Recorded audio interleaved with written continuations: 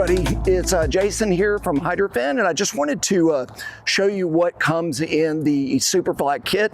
So this is the kit that we use for double pontoon boats. So I'm going to set these boxes on the ground and we'll break it all apart and show you what's in it. Okay, so we've just unpackaged box number 1. I'll just kind of step through these quickly, and as we're going through the install, we'll get more in detail. But this is the 2-inch square tube. There's 2 of these that come in the kit. This is what mounts to the strut at the top of the deck. There are 2 struts. As you can see, each side has got beryllium elevate and hydrofin on that side. This is the mounting plate. There's 2 of these. For the rear foils, which there's a port and starboard rear foil that's included in the kit, that mounts here. There are 2 torpedo brackets. The torpedo bracket actually mounts to this mounting plate here, and this holds the main foil, which we'll get into on the second box. So you can see there's kind of 2 of each of these. This is called the taco bracket. There's 4 of these, and I'll show you how those work. They actually mount to the 2-inch square tube. Here is the package of hardware. There's a kit of what's included in that hardware in the installation manual, but also on the website. And then stickers, hat, and then there's 1 glue gun that's included as well. So that's everything that's going to be in box 1. We'll now go to box 2. Okay, so we've just unboxed box number 2 in this kit. So these are the 2 main foils here, so port and starboard side. And then here are the mounting plates that they mount to along with the other parts there. So there's 2 of those. These plates, by the way, they're identical. So you can basically flip-flop them either way for port and starboard. It doesn't matter. The other thing is there are 2 tubes of glue that are included in the kit. I don't have these on the table here to show you right now, but just know that the structural adhesive is also included in the kit. Okay, so let's just talk about the tools that are going to be used for the installation. One of the most important things here is you're going to want to do surface prep on the hull of the boat, and so what I recommend is a flap disc wheel that is either 40 grit or 36 grit. You're going to want something that's very aggressive. You're going to want to actually create some pits within the hull itself so that the structural adhesive can kind of work its way in there and actually create that bond. So don't use just a regular palm sander, hand sander, any of that kind of stuff. You need to use a flap disc wheel, 40 grit or more. Simple, this impact driver drill, this T-square you'll see us using in the install process. This is going to help us find the center of the log, so we'll show you how that's used. A flexible straight edge, okay? We're going to want to draw a line around the hull, so we're going to bend this around the hull, so you'll want one of those. A level. This is just this is like a dead blow, so it's heavy. It's going to help us move the plate around.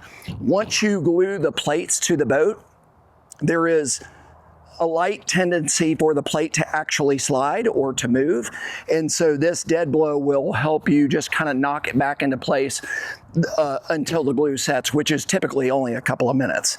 So a razor, if your boat has lifting strakes, these are cut-off wheels to actually remove the lifting strakes. This is the same thing, just a larger size of that. Of course, tape measure, a couple of Sharpies, a square. You're going to want to use some disposable gloves for the structural adhesive. And then if you're working under the trailer, which most people will be, knee pads will come in super handy. And then of course, eyewear and protection. So that's about it for the tools. Everything is on the website. It's also in the installation manual in case you forget. But that's really what's needed. We're going to show you how we do this with some tools that you probably have at the house. So basically what you're going to need is you're going to need some sections of 2x4 cut like this, so about anywhere 8, 10, 12 inches, something like that. A 4x4 post, and a simple floor jack, okay? And so what we're gonna do is we're actually gonna just jack the boat up. We're going to put these 2x4s up under the logs themselves.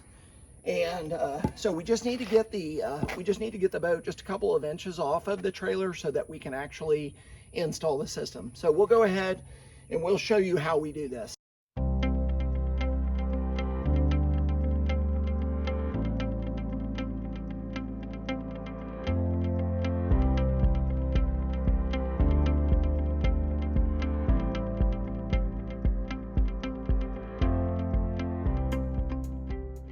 Okay, so step one in this process is to measure and mark the location of where the main plates are going to go on the boat. So that's what we're going to do first. But in order to know what those measurements are, you'll have to refer to the installation manual. In the installation manual, it will provide you a guide. It's basically a chart that is going to tell you for your boat size. So it's going to look at the length of the boat and the horsepower of the motor. There's going to be a chart, and it's going to give you a range of how many inches to mark the center of gravity location on that boat. And so we've already done it for this boat. We're going to mark it at 96 inches from the weld line at the back of the transom. We'll show you exactly where that is. So that's step one, is to measure and to mark the location of that plate. So we'll move forward with that. This is where we're going to start the measurement from. So just hold the tape measure end at wherever you feel that is the most consistent spot. What we're going to do, we're going to take a measurement kind of high, medium, and low down here. We're going to take 3 different measurements. So I'm going to go down here and mark 96 inches. We'll do the same thing on the other side. All right. Okay. Okay, and so you're in the same spot there? Yes, sir. I'm right on the weld seat. Perfect. Okay, yeah, so it's right on the back side of this current weld. So that will be the center of gravity where we're going to mark this, and then I'll show you exactly what that means according to the plate that we're going to glue on here. So what we need to do in this step is we need to find the center line of the boat. So this is a round log. What is the outermost edge of that? And that's the center line of the boat. So we're going to hold our square up to the side of the boat, and we literally just have to look down and see where it touches the boat. And in this case, it's 14.5 inches down on this square. So I'm just going to mark that location. You know, with a boat that's got a round log, this seems to be the most trusted and consistent way to find, you know, a parallel line that you know is running straight with the boat. So that's kind of why we're going through this step here. Okay, so the next step that we're going to do after we have this center line on the boat is we've got to make another line that is parallel to this 7 inches below. So we're going to measure from the center line down 7 inches below and draw a similar line, okay? And so what we want to do is we basically want to do a couple of feet on each side of that center of gravity line, because that large plate is going to go there. And so we just want to make sure that we've got the measurements. This line here is going to be the top of the large plate. Okay. Okay. Okay, so we want to point something out on the plate real quick. So there's 2 main things. Number one, there is a line that goes up and down the plate. That is the center of gravity line. So this line here needs to line up with the center of gravity line that is marked on the boat that was in the very first step that we did. So that's part one about this plate. The other part is there's a stamp here that says bow, and the bow is forward. So that means that this side needs to be towards the bow and this side towards the stern. And this plate actually, it's got the same stampings on the other side. It's a universal plate. So if we were mounting it on this side, the bow's forward. If we're mounting it on this side over here, we just simply flip the plate over either way you need it to go. Okay, so T, what we're gonna do here, so we're gonna line up the top of this plate with this line down here, okay? Okay, so it's gonna be real deep on the boat. And then the center of gravity line is lined up with the 96 inches that we measured previously, okay? So now what we do And we need to draw a line all the way around this plate, marking the location of where this is going to glue to the boat. And so we just need to know where to grind it. But that's where that plate's going to go. We'll take another fine-tune measurement later on after we grind this off and clean it up. Okay. We are finding the center line of the boat. This is the exact same process that we did on the main foils up front. And so this, again, helps us know how far down to measure for the small plate that's going to go right here. Obviously, I can't hold the carpenter square just square, so I'm just turning it just so that it still takes a true measurement. And I know that it was 14.5 inches. So I'm just taking that 14.5 from here.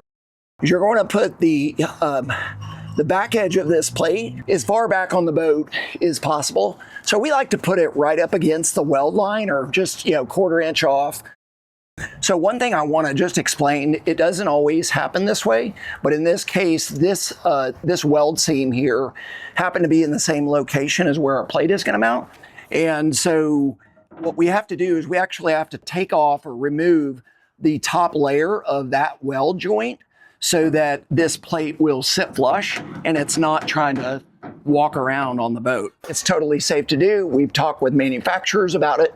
So we're just going to take the top edge of this off where the plate is mounted, and then of course clean off this entire area with that 40 grit flap disc wheel. We just ground down the location where this plate is going to mount.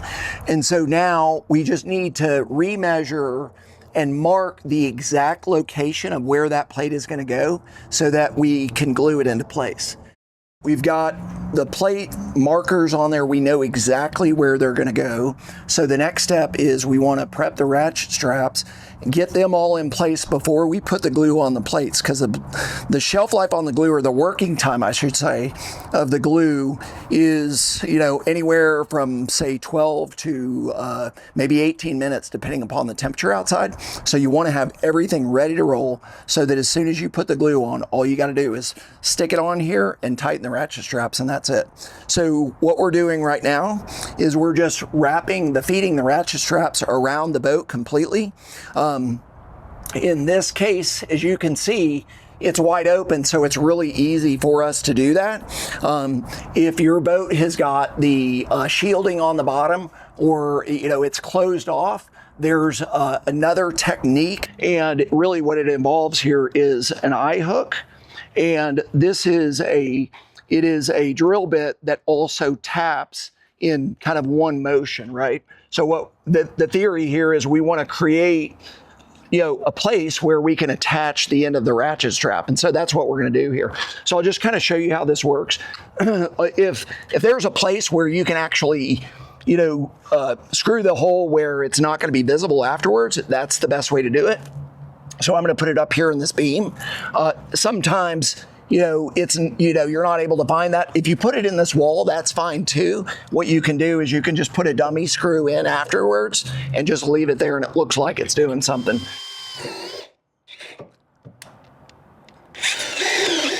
I'm gonna back it out. So that threaded that post right there. So now you can see I can just easily put this eye hook in there, and then we just attach our ratchet straps to that. We actually include these bits in with the kit. We will both be working on the inside of the boat. One of us will be holding the plate, the other will be tightening the ratchet straps, and you want to be able to work together and see where you are together. Whenever you're feeding the ratchet straps through this, be mindful that on the starboard side, on the driver's side of the boat, under the helm here, the steering cables, all the wiring goes back, and it is right up under here. So just make sure that when you put your ratchet straps through, nothing pinches or does any damage or stresses those wires under there, or those cables.